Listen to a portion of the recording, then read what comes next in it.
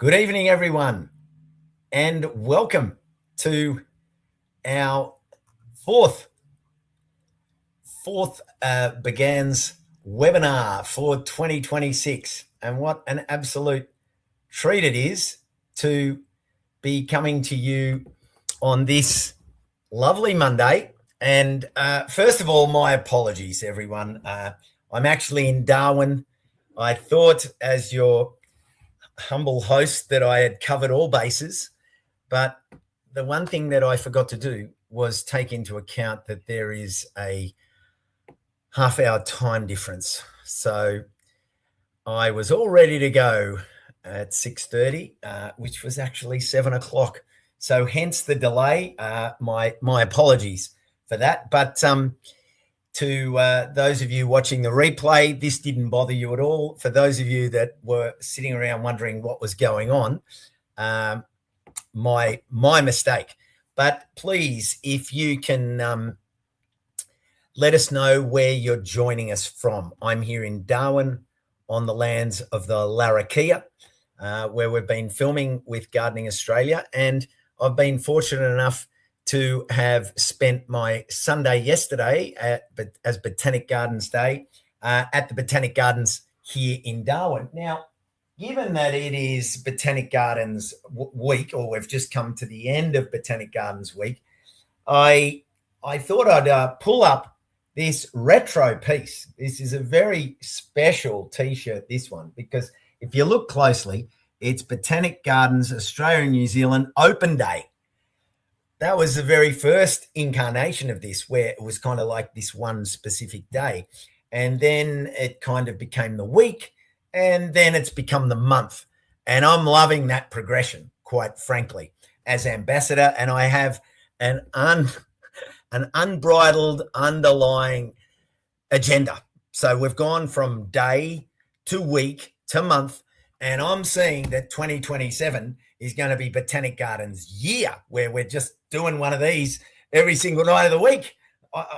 Anyway, calm, oh beating heart, stay calm. So that aside, I thought I'm going to wear my T-shirt back to front, which is what I did yesterday and all week, actually. For the whole week of Botanic Gardens week, I've been wearing my BGANZ T-shirt, which is, as you can see there, back to front, find your inner botanist.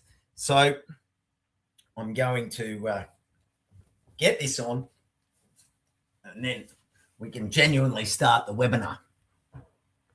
So welcome, everyone, and thanks for joining us. Rebecca, David Ting, great to have you here. Now, first up, I'd like to welcome Julia Watson, who is representing Cass, Cassie of BGANZ, who you all know from our webinars. She's traveling and in transit, and she'll be joining us shortly. So, Julia, you're leading the way today. How are you? Hi, Costa. I'm so well, thank you. I love your T-shirt, and I fully agree with you. I think a full year in 2027 to celebrate the amazing Botanic Gardens would be fantastic. Now, I haven't run that past BGANZ, but, you know, I kind of thought, well, there's a captain's call as ambassador. Exactly. Cass is probably listening to this just going, oh, my God, he's off the leash. He's off piste. I think we caught it. Absolutely. I think we all would. We all love Botanic Gardens, as you know. So, So over to you to welcome us into our fourth and final webinar for this year. It's been a fantastic series, and where are we heading tonight? Absolutely. Well, thank you, Costa, and hello, everyone. A very warm welcome from BGANZ, the Botanic Gardens Australia, New Zealand Association. And for those of you who don't know, we represent over 90 botanic gardens and arboreta across Australia and Aotearoa, New Zealand. So it's been such an exciting month, as Costa has mentioned. It used to just be Botanic Gardens Day, then it became Botanic Gardens Week, and now it is Botanic Gardens Month. And it culminated yesterday in Botanic Gardens Day right across Australasia, the whole weekend, the whole week, actually. There's been so much happening. And this year has been all about where your health grows, about your social health, mental health, physical health, and how Botanic Gardens are so important to us. And we love them. We love them for so many of these reasons. And the celebrations have been wonderful. Costa's been busy. All of our gardens and arboreta have just had an incredible week of celebration. And it continues, though. It continues for the whole of May. So there's still another week to go of celebrations and opportunities to take part in Botanic Gardens Week and Botanic Gardens Month. But tonight, we're really excited to have some amazing guests to talk about the value of Botanic Gardens and how incredible they are for our health, our mental health, our social health. There's a lot of research. We all know it intrinsically, but there's so much that actually is proven, and there's so much out there that's fascinating to really engage with around Botanic Gardens. So this is the fourth of our 4-part series, the 4th episode, and it's a wonderful way for us to be starting to wrap up this wonderful month. So Costa, I'll leave it for you to introduce our amazing guests tonight.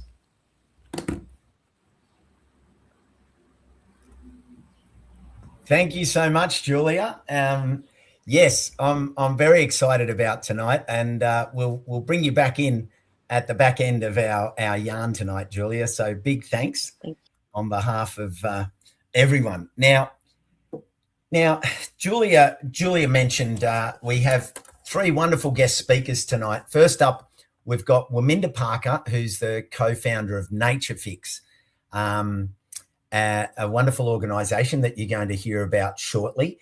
We then will follow Wamninda with Michael Anlezark, who's the manager of the Eurobodalla Botanic Gardens down on the south coast of New South Wales. And then Jacinta Perrin, who's a registered nurse. She's going to be talking to us about her perspective on all of these benefits that gardens bring us from the medical point of view. 3 wonderful speakers, and I'm very excited to bring our first speaker up, Wamninda Parker. Now, I mentioned that Wamninda is the co-founder and director of Natire Fix, a for-purpose social enterprise. Through Natire Fix, Wamninda's leading innovative approaches that help individuals, communities, and organisations integrate nature into everyday life, healthcare, education, and most of all, the built environment all around us, supporting healthier people, growing stronger communities, and a more sustainable planet. So where will I find Wamninda? Right here in the green room, waiting patiently. Wamninda Parker, what a pleasure to have you joining us here for our webinar. I'm really excited because we had the pleasure of telling your story on Gardening Australia a few years ago now, and it's a joy for me when I travel the country and I see the Natire Fix program out and about in botanic gardens and parks and bushland areas. But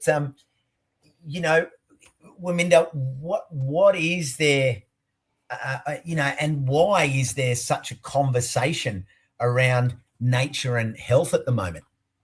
Yeah, look, it's an exciting time. We're starting to, I guess, realize what we've already known, or what we all know this, right? We know how powerful and important nature is for our health and well-being, but the science is really starting to catch up to this. And I was going to jump in and give some details about the research benefits, about how we're all very much hardwired for nature.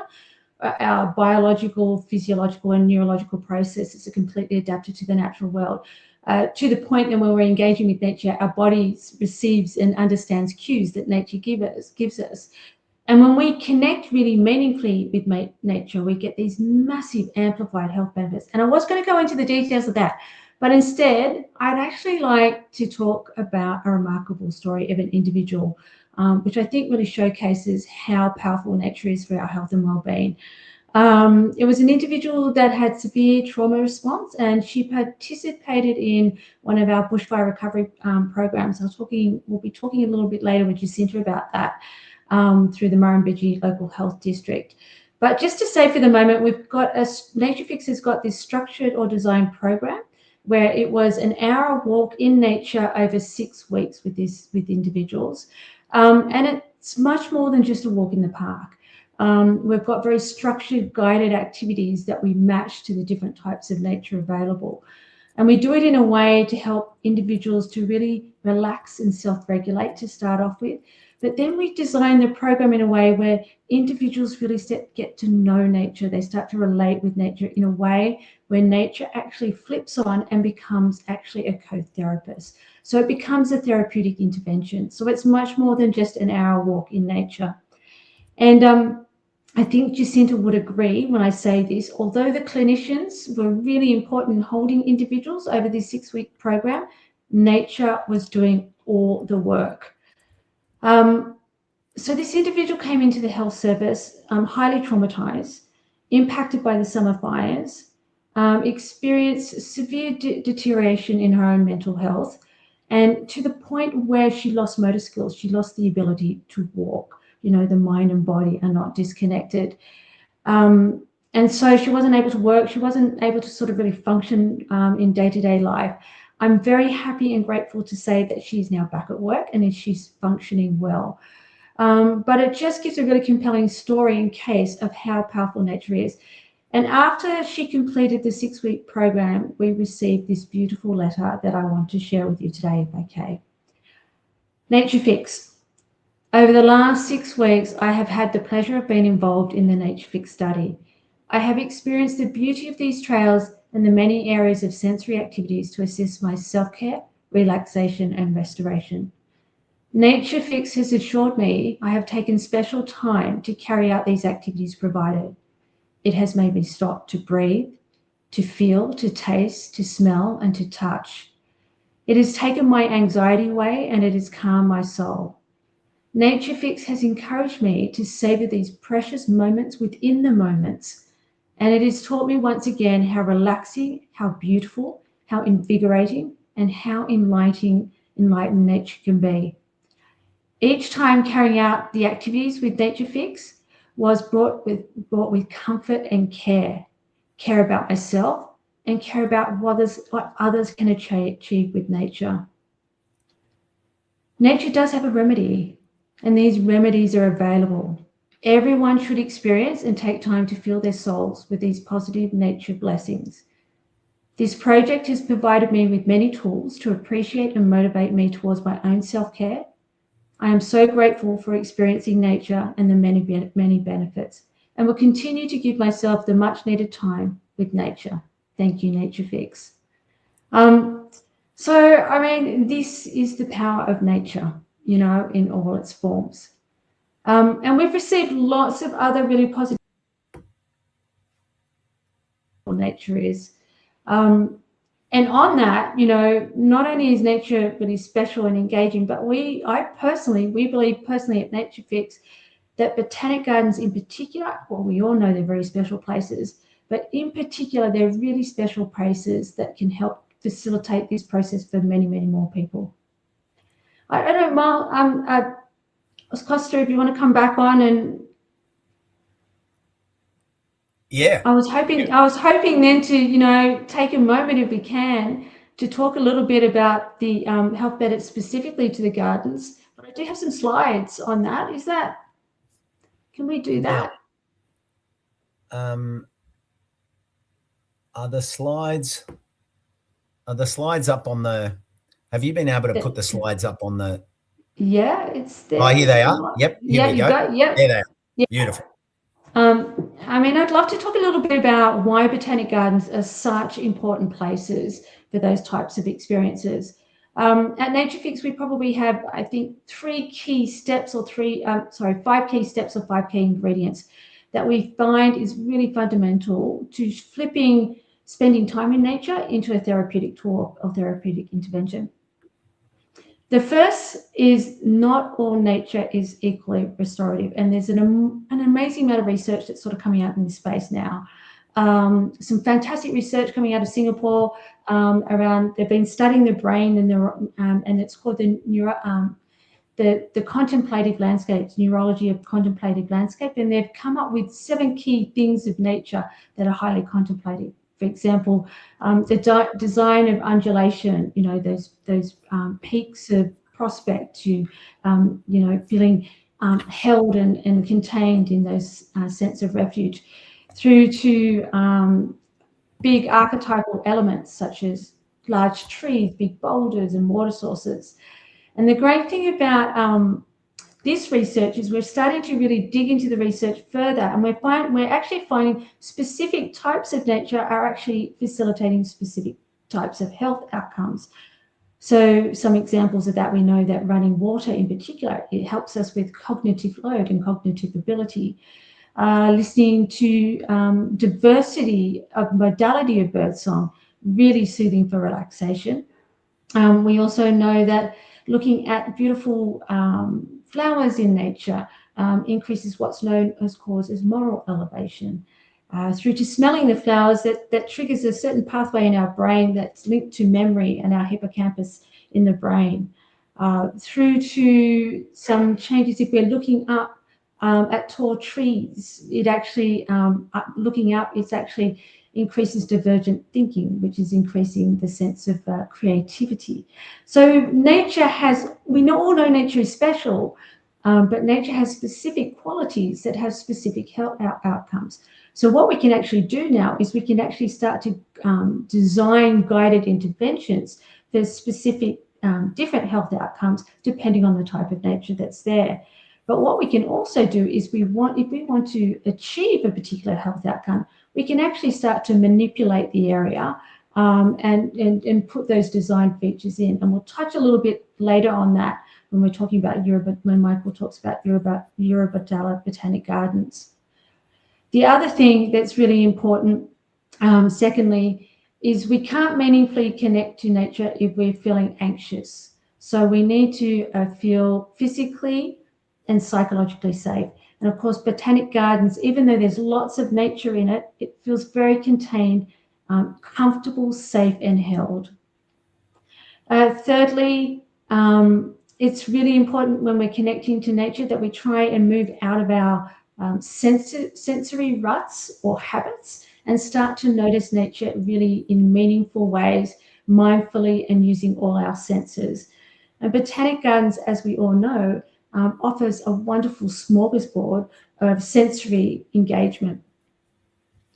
And finally, and fourthly, when we move from sort of noticing nature to engaging with nature, we have to create embodied experience. So it's about building a relationship with nature. And obviously Botanic Gardens are very engaging and very tactile. So we can move from sort of just observing nature to really engaging with it. And the final thing is, if we really want to connect with nature and access these health benefits, we have to spend reflective times with nature and reflect on nature. And Botanic Gardens offer a whole range of beautiful, calming spaces for individuals to be really gain insights and perspective. So really important in terms of increasing our sense of gratitude for nature, and acts of reciprocity is about those reflective purposes. So those 5 key ingredients are all ticked in Botanic Gardens, and that's why they're such special places. But we'll hear more about that with the examples of what Michael's done at Eurobodalla Botanic Gardens. Wow, Wamninda, that was so beautifully contained under those 5 key elements for people to think about, and you know, designing guided interventions, moving out of our sensory ruts. Like what a beautiful invitation that is, because as you so well put it, like we do get caught in our ruts, and we do literally, and these days so much of our sensory rut now is all visual. Like everything is to do with reels and screens, and we literally want to close ourselves off. And then you see people listening to like not the landscape where they are. They've got headphones on or earbuds in, or you're sitting next to someone on a bus, a train, a plane, and there's no interaction. And so I really like that idea of, you know, unpacking the sensory rut and leading that into reflective time. And you can't reflect if you're constantly looking at screens, and your attention is taking your intention. You know, that intention of just being in nature gets distracted by all these other, well, we're gonna take your attention over here sort of thing. So thank you for making that like that really made sense to me hearing it. Yeah. Well, the biggest feedback we get on our program is that I've been in this landscape a million times and I've never noticed that before. So it's really about that attunement to detail. And once you start to open that lens, all of a sudden you start to see and notice more. And then through that process, you access these whole amplified health outcomes. Well, you know, there was a really beautiful moment yesterday. I went to the Botanic Gardens here to celebrate, and I met Ben, who's the current curator, and he hasn't been here for a long time. He's only been here for about 12 months, I think. But he and the team had organised a variety of different activities, and the point being, he explained that they did yoga, Pilates, and meditation. These 3 activities right at the beginning of the day. I think one of them was at 7, one was at 8, or 7:30, 8. Anyway, he said each of those activities brought totally different people to the Botanic Gardens. They weren't gardeners, they weren't horticulturists, they weren't plant nerds, they weren't insect nuts or bird nuts. These were people that came because it was like, oh, yoga in the gardens. And the people were coming up and saying, wow, like if you did this regularly, we would come here because to do our yoga and our meditation under the trees and the canopy, you know, all of a sudden there was that sensory rut just blown out the door because they weren't on their mat in their living room listening to the usual noise. They were suddenly getting all of this sensory input. And I just thought I'd mention that because that's exactly how our gardens need to think if we want to bring new people in. And there's so much to offer. And this topic, and I look forward to bringing Michael in shortly and hearing how he's relating to his local audience and local community with what he's doing, and those design guided interventions where practical design can actually enhance these benefits that nature's giving anyway, as you're like that what that person wrote, who like that was like a sales pitch if ever I've heard it.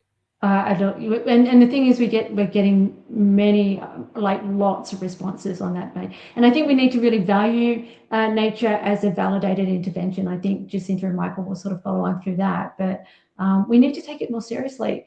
We all know nature's good for us, right? But we need to invest in it more.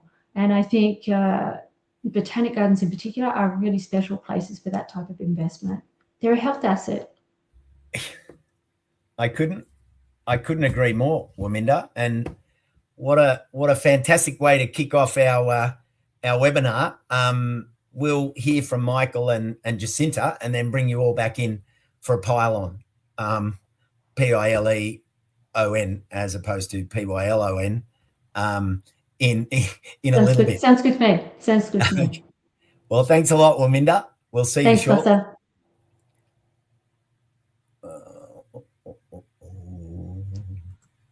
Okay, so from Wamninda and Natire Fix, we're heading down to the Eurobodalla Regional Botanic Garden, where Michael, now I don't know if I said that correctly, but Anlezark has nearly 30 years dedicated to Australian flora conservation. He's led major regional botanic gardens, securing substantial funding, fostering strategic partnerships, and developing successful volunteer programs. And in 2023, won a National Garden Clubs of Australia award for services to the community. So, Michael, come on in. What a pleasure to have you here on our BGANZ webinar.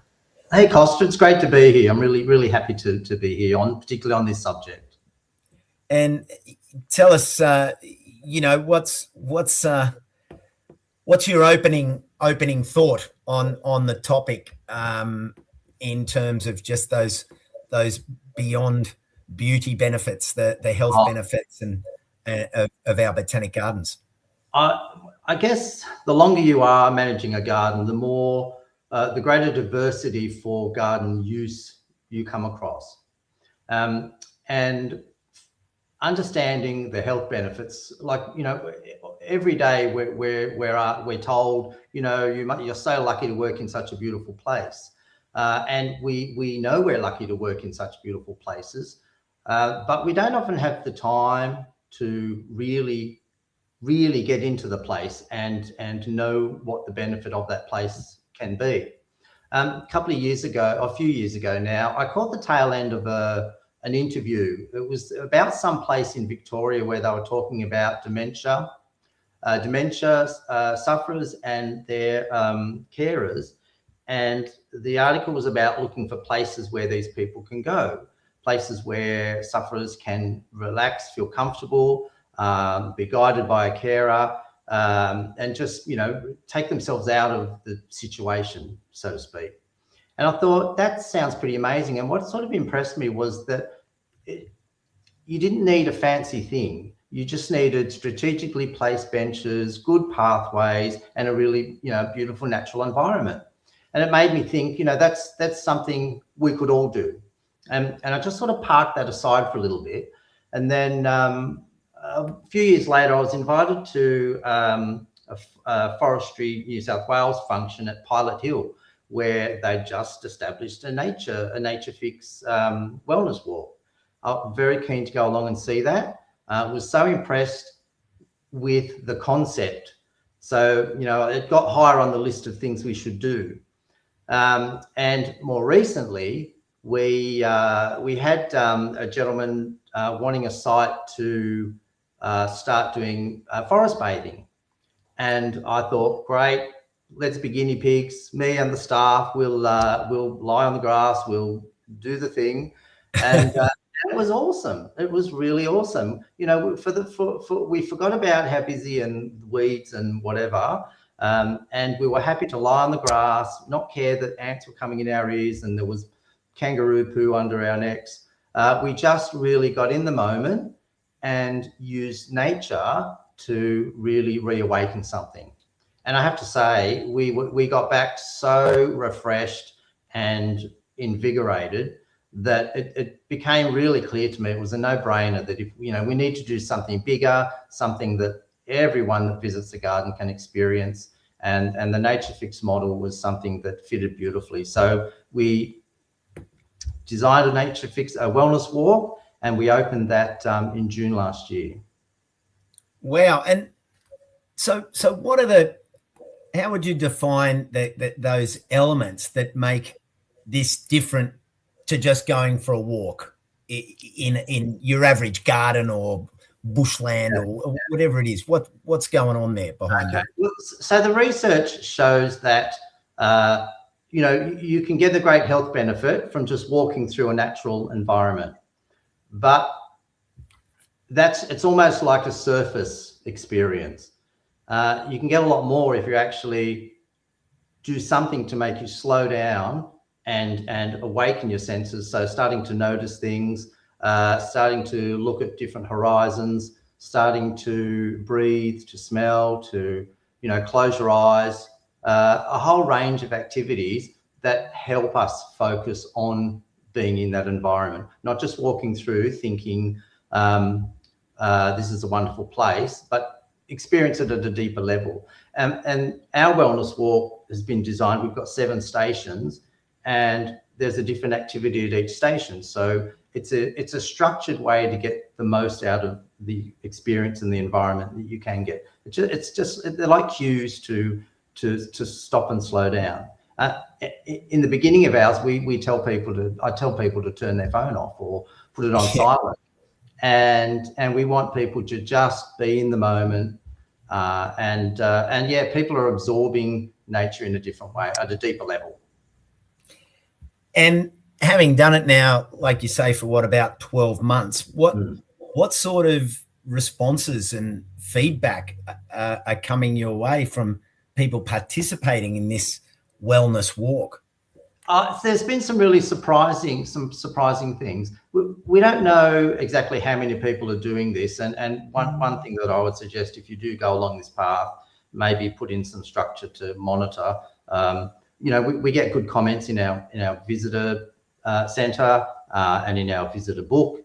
But we also, as part of the last station, we have something called a gratitude book, where we encourage people to lie back on a bench, look at the canopy, then before they leave, put a gratitude message to nature. And I was really surprised at how people use this book. I thought there'd be swear words and scribbles and all sorts of things, and it would be a bit of thinking as a manager, how, it would be a bit of a maintenance issue and nightmare. But quite the opposite. This book is, I think there's a few slides we can have a look at, but this book is full of incredibly beautiful messages. Someone left a little tray of watercolors paints in there, and there's some beautiful artworks in there. So I didn't expect people to engage as much as that. So we've also had people, reporting back on bits that they've liked. We've had visitors saying that they've just done a part of it and they'll come back and do more. So it's something that, suggests repeat visits as well. I just see there's a question there, and are staff encouraged to undertake those trails as well? Absolutely. All my staff have to do the trail. And I guess a little bit of an odd thing is, on that first sign for the trail, we have a push button sign, solar powered, where we have a local elder, Trish Ellis, talking about, welcoming people to the land, talking about some of the stories. But the first button is me introducing the walk, and staff, they can hear me when they go and do that walk. So it really encourages them to just do the walk and do the activities and be as relaxed, and then they can promote it once they've done it. Yeah, that's an interesting point, isn't it? Like that's the ultimate promotion, when you've got the locals, but equally the staff, like on board, but on board with the heart, not just the head. Yeah. And is there anything else that's surprised you about this whole process, like the visitor responses that you mentioned, and the staff reaction and so on? Like, have you been kind of taken sideways by any, like, in terms of your own expectations? I guess not necessarily surprised by the visitors and the people who use the wellness walk. I guess I was surprised about how easy the whole process is. Just providing cues. Our wellness walk didn't cost us $1 million. It was something that most Botanic Gardens can do. Ours was under $45,000. We incorporated some existing walks. We have existing beautiful landscapes, which we've now have just highlighted as part of the activities within the walk. So it surprised me that you can come up with something that's really useful, really practical, and affordable. And I can't see, these are the types of projects that there is grant funding for, and the benefits are real. So it surprised me that there aren't more of these already, I guess. And they're small, like you say. That's a small grant funding. Absolutely, it's not like 150, 200, $500,000, like $40 odd $1,000. And I mean, people can see there, like, that kind of signage, like that attracts people. It's like flies to a light. People want to read it, and they read it again, and that gets them into that other headspace that Wamninda was talking about. And the importance of these spaces, like that large tree in the slide before, the big black trunk on your left, that's actually a scar tree, so, but potentially a couple of 100 years ago, a small canoe was carved from that tree. So, this walk, it's really enriching everybody's knowledge about our local people. So it's really important. So this was actually sort of the first station. This is a station where it's encouraged as a sensory station, so where you can sit, pick a leaf. Now we have a bit of an issue with swamp wallabies, so we've planted lots of things. They're taking a while to grow up. So those grey posts actually have pots and plants in them, so that there's a ready supply of a leaf to pinch and sniff. So this station is all about, stopping and smelling and relaxing. And it's been designed so it's once the plants all grow up, it'll be quite secluded. So, you'll be nipping around a little bend and being able to sit here and quietly do something different. We wanted to incorporate some whimsical stuff. Some sculpture, little surprise points along the way, and also using the kangaroo prints to suggest, where the walk continues on. So without having more signs, without having obvious cues, we just wanted people to, think something's a bit fun, a bit interesting, and keep walking. So that is such simplicity right there. And it's also a drawing, and like for the little kids to see the shape of that kangaroo's foot, but then for the big kids to not have to, big kids as in adults, not have to be bombarded with this way, look out, view, there's a view. You don't need to tell me there's a view. I should be able to just find it. So wow, that's and we've got Stephen McKnight on here from down in Ballarat, and he's a school garden educator, and that kind of thing, that simple detail there is something that schools could use really readily to lead them around their own nature fix, their own sort of therapeutic walk of the caliber, the nature wellness walk that they could establish. And again, what's that? A bit of spray paint. Bit of spray paint. I drew the outlines myself, cut the stencil out, and sprayed it on. It was very easy. Line marking paint, dead easy. Anyone can do that. You can probably get by without even a grant on that part of the project. This station looks at nature's connections. So that's slowing down and noticing things. This happens to look over a pond where there's often a mob of kangaroos just laying in the sun on the bank. So it was a really, we're just taking advantage of an existing beautiful landscape. Done easily. The text, the font size is easy to read. Everything about this has to be really easy, where you don't need to think, you just need to do. Yeah. This is probably one of my favorite ones. So this is things of wood and stone. And this was just like a really easy way for people to be able to physically reach across, put their hand on a range of stone, so there's sandstone and quartz and river boulders, and also the beautiful spotted gum. So, you can reach across and get the feeling of wood. And there's research into the sensory benefits of touching a natural material. And this was a really easy and inexpensive way to do that. So I really like this. And this appeals to kids and adults. Yeah, exactly. So we were really smart. We picked rocks that were just too big to carry off. So we had to be practical. Got to be practical. Repurposing. I'm loving that. Yeah. What a way to find resources. Yeah. Right there in your backyard.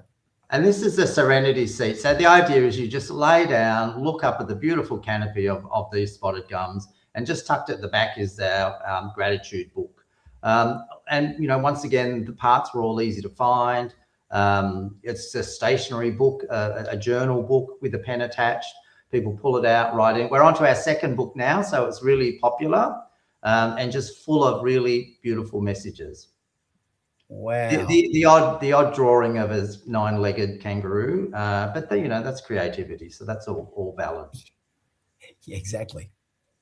And these are some of the messages. So look at that beautiful illustration there. Wow. Somebody took the time to sit there and show their gratitude in that way. And because they left the paints there's been a few more in the book. And the text on the messages on the left, I was really pleased that, they've almost ended it with "thank you for this pause from our phone screen." To me, that is a really important thing. I see people walking through gardens looking at their screens, and, my urge is to grab it and throw it in the dam, but you can't really do that. It's not good for customer service. So a gentle message at the beginning of a walk and a message like this at the end really shows that there is such a benefit in just tuning out a bit. Yeah. Here's some people enjoying the walk, and doing what it's meant to do. Yeah, exactly. That's lightning in the jar right there. Yeah. Oh, I think that's our next one. That was the last slide. Yeah. Well, Michael, thank you so much for sharing this project with us. The visuals were fantastic as well, and we'll bring you back shortly after we hear from Jacinta, and we can have a bit of a pile on towards the back end. PILEON, great. Got it. Thanks, Michael. No worries. Okay. Wow, what a wonderful project, and to see how the work that Wamninda and Michael are both doing, so much crossover, so much wonderful intention being turned to grabbing people's attention by nature and through nature. So we're now going to catch up with our third guest, and this is Jacinta Perrin. She's a registered nurse, again, like Michael, with over 30 years experience working across mental health, homelessness, domestic violence, alcohol and other drug services. Jacinta is currently the Senior Clinical Advisor for Policy and Practice in the Murrumbidgee Local Health District Mental Health, Drug and Alcohol Service. Now, a lot of times people go, policy and practice and all of that. We need people in there if we want this to translate onto the ground. And it's wonderful to have you with us, Jacinta. Where are you? Here you are. Welcome to the webinar, Jacinta. Thank you, Costa. It's great to be here. What a treat to hear about your perspective, like to see Wamninda's as a provider of these ideas, translating these ideas into a thing, and then to hear from Michael saying, well, I'm taking that thing and translating it onto the ground as well. And then here you are at that policy and right in the heart of the health service, wheeling and dealing with this. How do you explain your position in this topic that we're discussing tonight? Well, Costa, I was actually one of the clinicians at the time who was implementing one of the trails that Michael did come to see and inspired them to put the one down in Eurobodalla, which is absolutely beautiful. Those photos are amazing. Following the disaster of the Black Summer fires, I was seconded to work in the disaster recovery team as a clinician. But as you can imagine, as with all natural disasters, it's a large cohort of people who've been affected by trauma. And we were looking for something that would actually be able to help a large cohort of people all at once, because physically, from a clinician's point of view, there wasn't enough clinicians to go around to be able to do that. And traditionally, what health services would do would be doing lots of talking therapies or social activities where they get people together, and they're really good ways of supporting people. But it does actually mean that someone has to be ready to talk about their experiences and their emotions, and feel comfortable to be in a group setting. Whereas when we heard Wamninda and Miles talk about the nature connection, we knew instinctively that this was actually going to be something that was really, really good for our community. So we went about putting in trails right across the Snowy Valleys area. And since that time, we've actually started doing a research project about how you can use them in the public health system. So we've talked about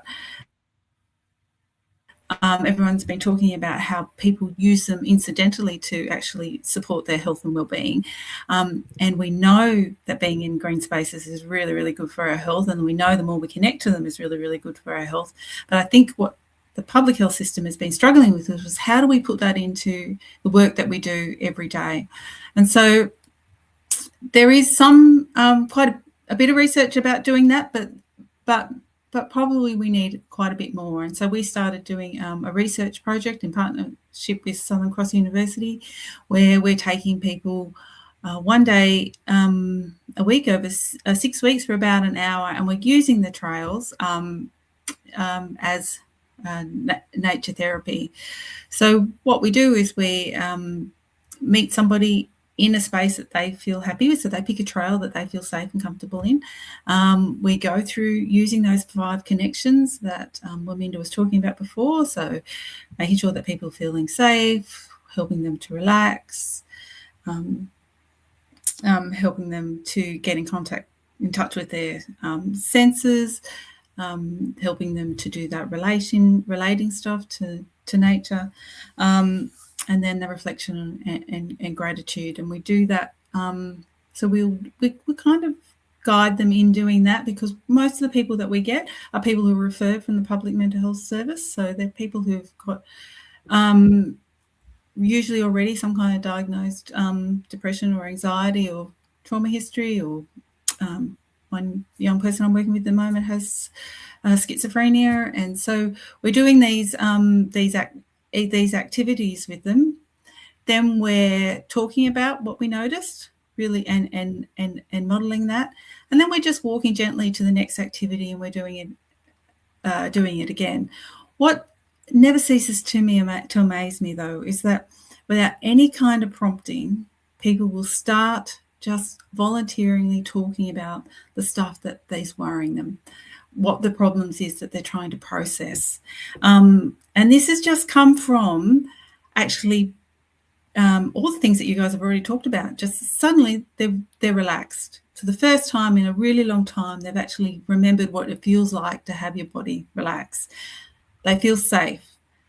They're surrounded by beauty, and actually I don't think we should underestimate the power of beauty in itself.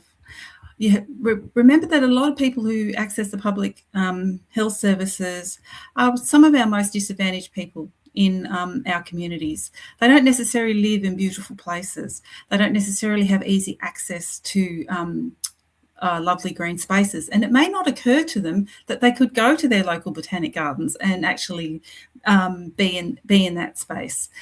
And we know that beauty actually enhances our hormones of oxytocin and serotonin, and reduces our cortisol, and all these things that people take medication for to be able to function.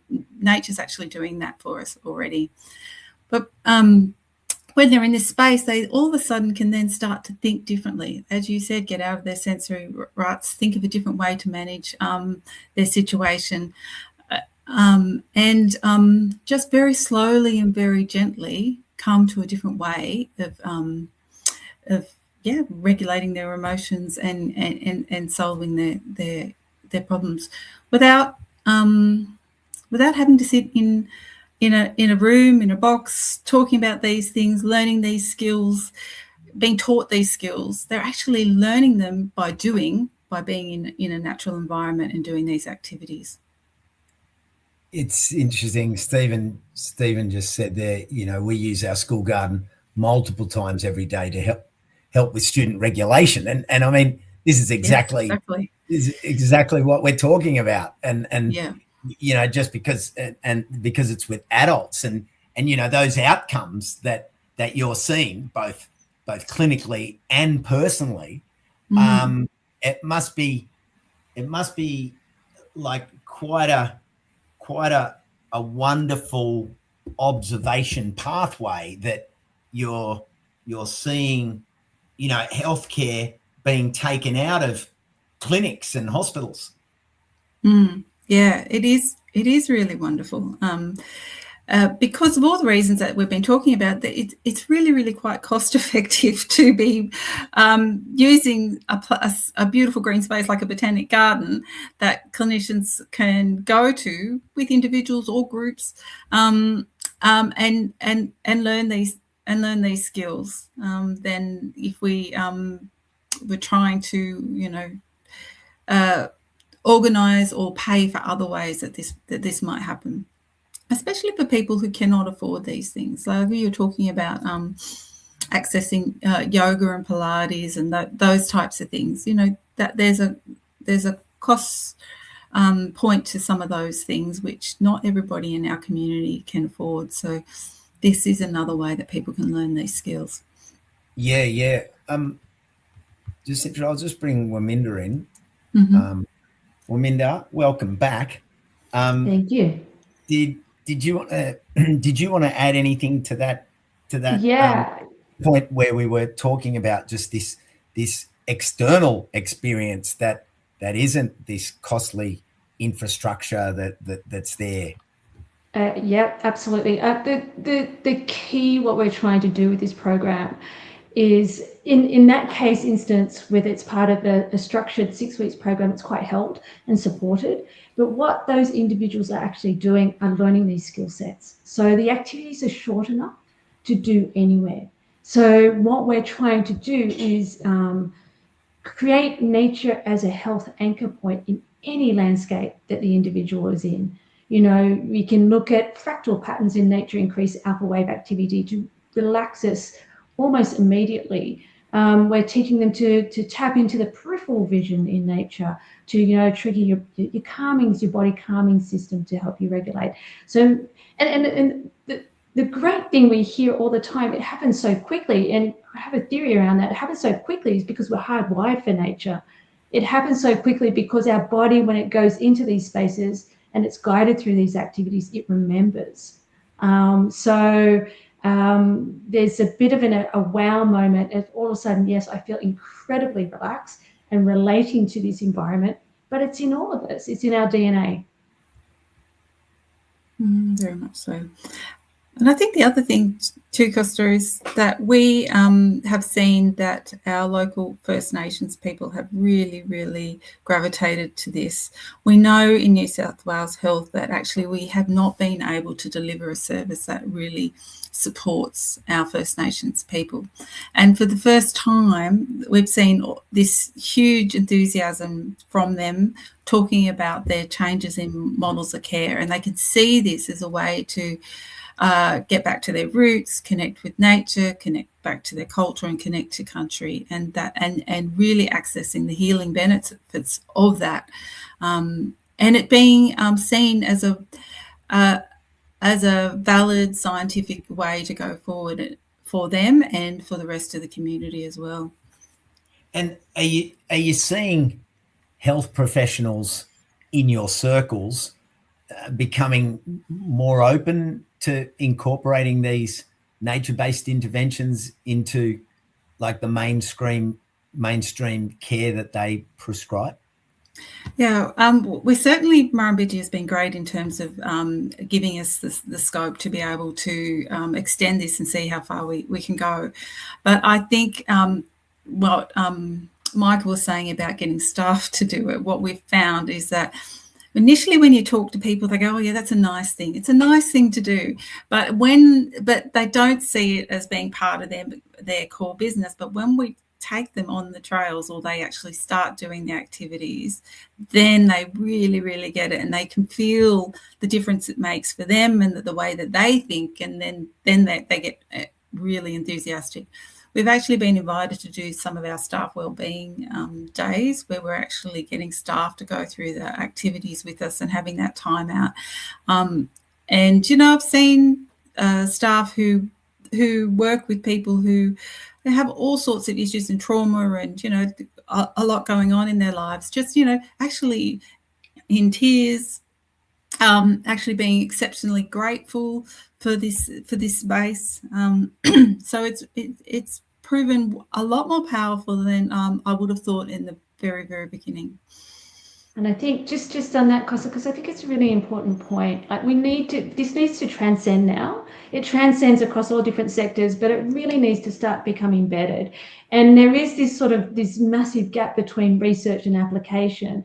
That there's so much research now to say, no, this is a validated intervention. And now we need to say, we're getting lots of appetite from those sort of on the on-ground operators that can see the application. We need to push that up into policy and planning. And I think that needs to really, if we really wanted to, the UK is leading charge in this area where it is starting to infiltrate at that executive level across all different sectors. It's not responsible just for the health sector. It's a life sector. It's responsible for all of us, but it needs to be seen at that type of level. And the other thing that we need is permission. We can't say, well, do it in your lunch break. No, it needs to be embedded into our systems. I think that's a really important point, which I'm so thrilled what's happening in health at the moment. They're starting to look at this and saying we need to look after our staff for their mental health and well-being. So they're talk about, acute services, like they're dealing with trauma all the time. So supporting them. So it's starting to now trigger through. And I think some of the research that we're doing is helping, but we probably can't get there fast enough. We need to sort of transcend it, translate it in a way that builds it into action. Yeah, on that note, Michael, like going off what Wamninda's talking about there, like what you're doing at a regional botanic gardens, it as a model, as a modular application of this, like it has a lot of power and influence in terms of bodies of equal size, gardens of equal size, but more so the larger gardens tapping in and saying, oh, well, it's been tested there. Like you are very much not a crash test dummy. You are the working demonstration model for others to come around to this with that kind of speed Wamninda's talking about. Yeah. It's certainly, I think a lot happens in regional gardens. I sometimes think capital city gardens forget about that. There's some great examples of all sorts of programs that, we can be the guinea pig, we can be the role model as well. So, I'm really proud that, regional gardens can do these things for not just, primarily for their communities. There's been a couple of mentions about, the 2019-20 bushfires, and places like gardens, have played a key role in some of those areas. And what the discussion sort of made me remember was that, during that time, our community, the Eurobodalla, was fairly traumatized. The garden was in a terrible state, and the garden became a really important community hub. The community would come here, see the garden recover, and I'm certain it aided their own recovery. The garden recovered incredibly well, was incredibly resilient, and it's become even a stronger community hub. And things like wellness walks reinforce that and give a deeper level and another aspect to it. And as you say, all gardens can do this. Yeah. We had a question here from Cass, which is tapping right into this, and I'll put this to all of you. Do you think there's a behaviour change element within the public, though, as well, like shifting that thinking from, as you said, the whimsical to a daily health regime and a real mental health program? Do you feel it's getting traction? If I can comment on that, I think when COVID came through, people just remembered how important nature was for their health and well-being. People were flocking to these places, but for some reason we're retracted back. I mean, during that time, I heard lots of reports. We said a lot around recreation. There was that sort of that sense of solace in nature that I needed and I was seeking for during that time. I heard that a lot, and individuals didn't have the opportunities to do that. But yeah, I definitely think there's something important happened around the COVID, but we're kind of retracted back a bit. So I don't know, it's a question for everyone. Like, how do we make this, how do we make it more than just nice to have, but as an essential item? because inherently we all know how important nature is for us. We all know it. But, you know, how does that then translate? Do we give ourselves permission to do these and spend time in nature? Certainly as a botanic garden, I think we could get, you know, we're good at building things and making things and doing things that people love. But we're not always necessarily really good at, you know, bringing in the people from further afield, or, you know, we've made this beautiful walk here, but we really haven't engaged local health agencies. That's something we need to do. And I think it needs to be the core of, you know, designing a project like this and rolling it out. You know, I think we need to, certainly Botanic Gardens need to go beyond just making something fantastic. They need to make sure that they include in that making process, how do we get the community to really take full advantage of what we're doing? And that's our next step, is to try and engage, you know, local health authorities and, you know, talking to doctors and getting them here to see what we have and what can be of benefit to their practices and their patients. Yeah, definitely, especially in that social prescribing space for GPs to be encouraging their customers to be going there and using that. I did want to pick up on something that Michael said around how when after the fires people were going there, and as they saw the gardens heal, they also started to improve. And that is certainly something that we found with the participants in our trial. They would start to use nature as a metaphor in talking about their own well-being. So we had a lady who did the 6 weeks with us. She'd had horrific childhood trauma. She'd had a family issue that had actually had been so horrific for her that she had started having thoughts about wanting to end her own life, ended up being in hospital. After being in hospital, she was seeing a psychologist, doing a whole range of different things, but things weren't kind of really making much difference to her. And she came and did the 6 weeks with us. Once we got past the 3rd week, because that seems to be the magic time where people seem to really kind of get it, she started actually voluntarily saying about how nature had recovered from the fires, how every time that she comes here, she can see how it's rejuvenating. And she started saying voluntarily of her own accord, nature's able to heal itself. I think that it's stuck around. It's mended. I think I need to do that too and be here for my family. It was such a profound difference. Amazing. So this woman went from, no, I can't, not being flexible at all, not being able to do have an appointment that wasn't a particular time, to the end just being really relaxed, really easygoing. She started sharing some of the stuff that she'd been through. She had previously been an artist. She picked all of that stuff up again. She found joy and happiness in her life, and she said that actually she became her own self again. So and that wasn't anything particular about the therapist that was with her or anything. It was around actually being reconnected to nature and seeing the rejuvenation of that and giving the permission to do that. It was very, very powerful. Yeah. I'll just hammer that point, because, you know, I spoke to that woman myself and heard that message firsthand, and it's very, very motivating. You know, for many it's life-changing, but some and lots it's life-saving. Like, that's the value of nature. But we need to put it present it in a way that actually supports and helps. It's not just to say it's nice to have and someone can go out in their own lunch spot or sit spot and engage it themselves. It's something that needs to be built into the system. Yeah. I don't know. Stephen's just put a wonderful comment up here about myself and my mates are Army veterans, and we both went to my bush block to get away from chaotic society. And I mean, everything about the programs, Wamninda and Michael, and everything about the policy and the actions that you're taking, Jacinta, are doing exactly what Stephen's talking about here, giving that safety.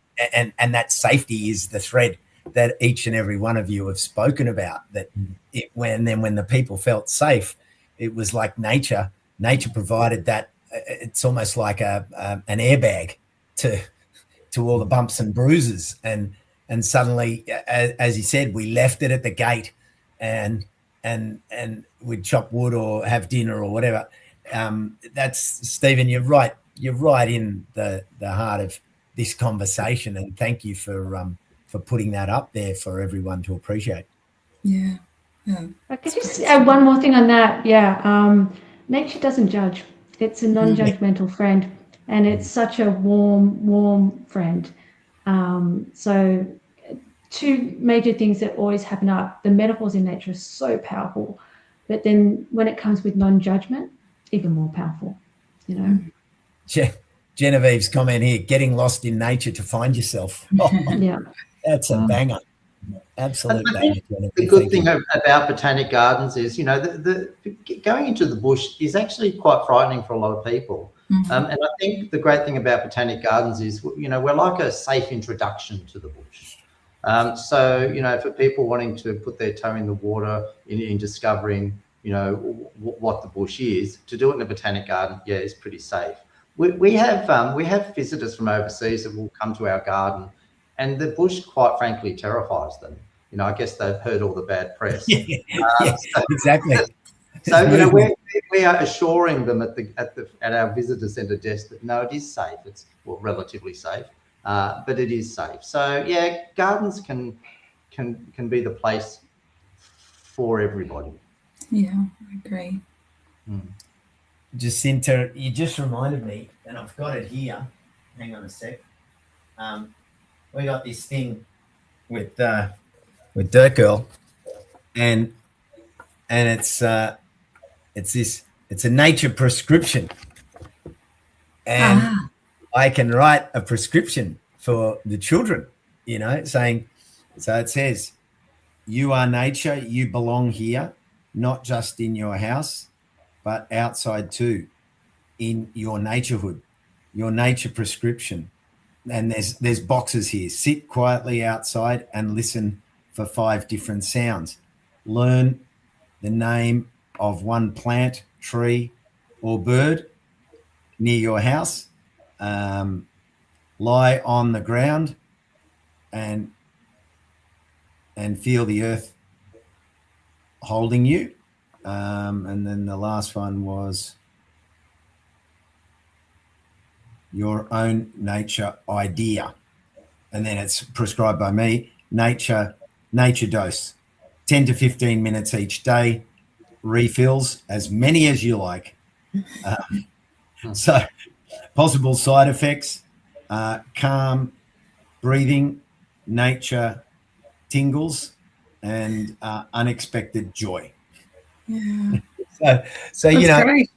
I've got these now, and I can, when I see, you know, when kids come up to me and I can sign one of these, because if they say, oh, you know, that's always nice to give them something, but to give them a nature prescription, like, you know, Michael, this is like what you're talking about. Like there is no cost on printing 100 or 500 of these and me giving them out, and then that getting their headspace into everything, absolutely everything the three of you have spoken about, right there. You know, it's been a joy to have you as a wonderful panel, bringing 3 integrated but different perspectives on changing this outlook on where nature is and where we fit in.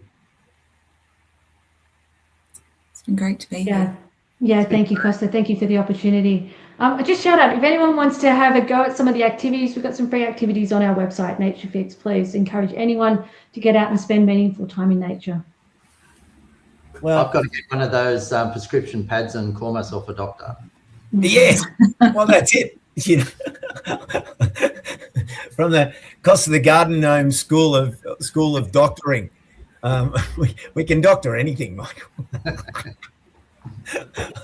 I love it. So I just thought to wrap things up, again, thanks everyone for joining in, and thank you for kind of indulging my my slightly late start to the event. But Julia and Cass are here. Julia, do you want to sort of give a final thought, and then we'll go over to Cass and wrap things up? Thanks, Costa, and big thanks, Wamninda and Jacinta and Michael, for an inspiring conversation. One of my favorite quotes was from the Eurobodalla examples, where it says, "Thank you for this pause from our phone screen." I thought that was really relevant to many people. And I think what sums it up for me really is Botanic Gardens as essential health infrastructure, critical health infrastructure, and what it means, and the value of Botanic Gardens. And I would say that if you're wondering how to support Botanic Gardens, go and visit, and it's good for you, it's good for Botanic Gardens. It's just where your health grows. And there's a wonderful challenge, and I'm going to leave that to Cass to talk about the challenge. Oh, fantastic. Well, Julia, thank you. And Cass, where are you? I'll just put you on the big screen.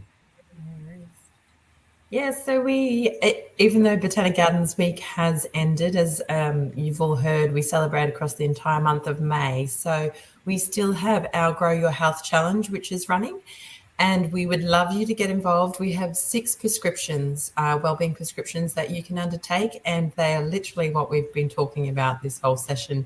So it's about stopping, pausing, not having a phone.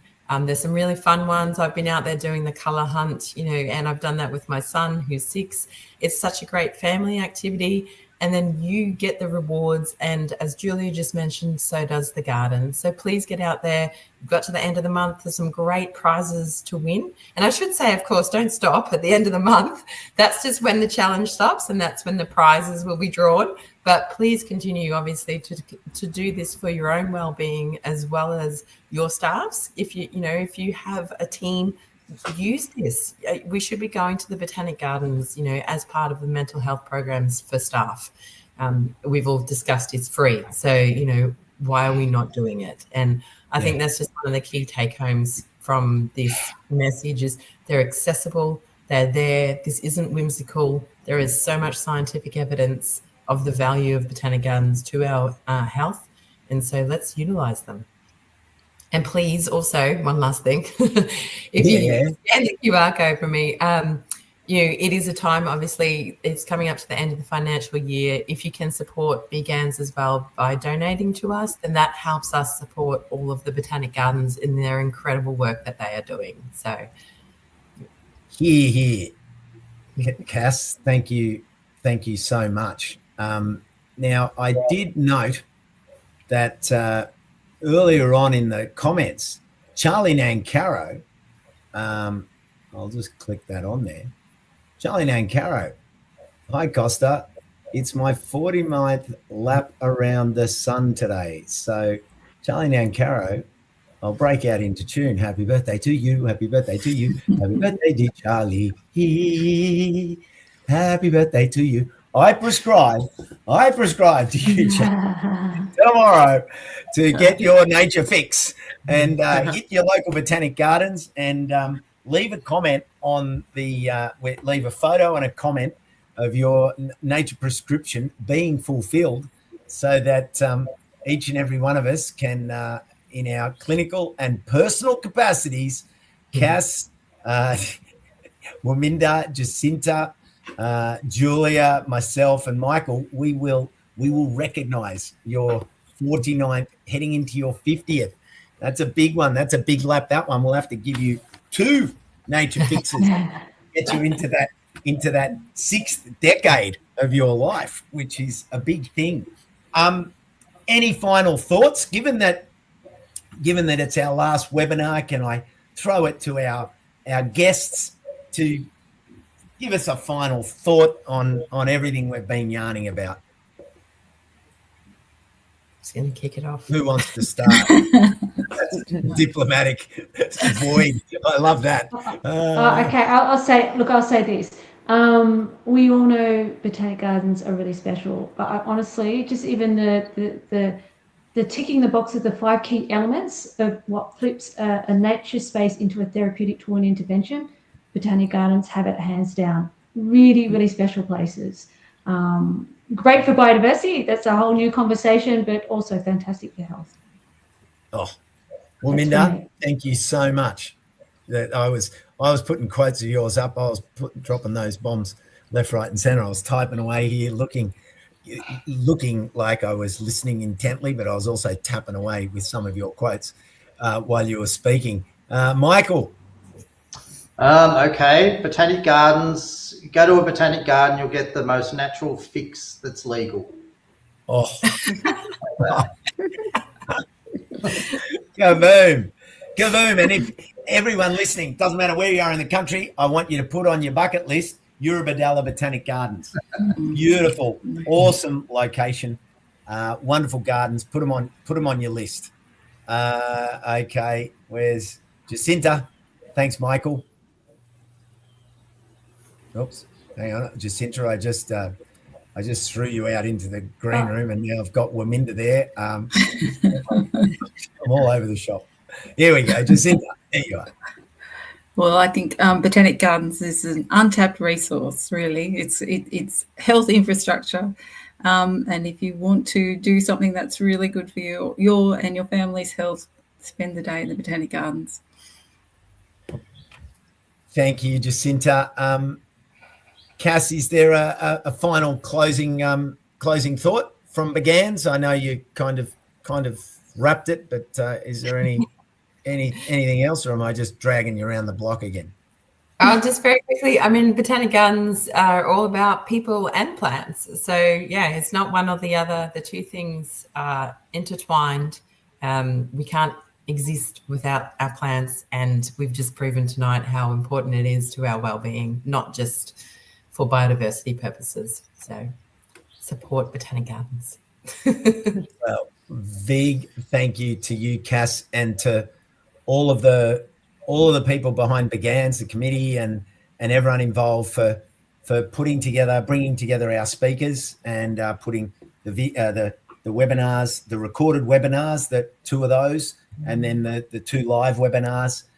Thank you for all the work that you all put in to bring our guests together and to have such wonderful topics. And of course, to all of you who have watched, and I see the names of the regulars, and a big thank you to you all for following these webinars and for sharing them out there on the socials, so that more and more people can see and tap in and out of these conversations and become part of the health benefits that really we love about our gardens and about plants. Big thanks there, John Arnott. I know Ben told me that you might be coming up here at some point, but thank you for the work that for all the work that you keep doing in retirement. There's no rest in retirement, J-Man. Definitely no rest, which is fantastic. I had a final thought. I was just thinking about, to close out, given I'm in Darwin, I just wanted to give a call out to Ben and the team at the gardens there. They've had a massively wet year. I think the 4th wettest wet, the 4th wettest wet season that they've had on record. And that certainly makes it difficult when you're trying to keep a Botanic Gardens looking attractive. And the gardens, when I was down there yesterday, looked fantastic. But most of all, that innovative approach to bring people in on a different tenet, being the meditation and the yoga and the Pilates and things like that, to get people out there, which is exactly what Wamninda and Jacinta and Michael are talking about, bringing people into our gardens. So enjoy the rest of the month. Continue to share on your socials everything to do with our gardens and plants and all things BGANZ. Keep an eye on what the team are posting and jump on and share that, so that we can pedal that reach nice and far and wide. It's been a great month so far, and another what are we? Today's the 22nd, 3rd, 4th, 5th. So we've got 5 more days. That's a long time, and Yeah, well, what was I saying? 2027, it's going to be the year. Yeah. Cass, I don't know if you heard that. I'm not sure if you were in the green room at that stage, but I've been up to mischief. That phone call mightn't come. The ambassador, he's done. I'll look forward to it. Yeah, we'll speak to you about that. Anyway, what a treat. Thanks so much, everyone, and have a great rest of the night and a great rest of Botanic Gardens Month. And we'll be back with plenty more in 2027. So until then, on behalf of BGANZ and all our speakers over the 4 days, four webinars, good night, and get out there into your botanic gardens. Ciao for now, everyone. Bye. Yeah.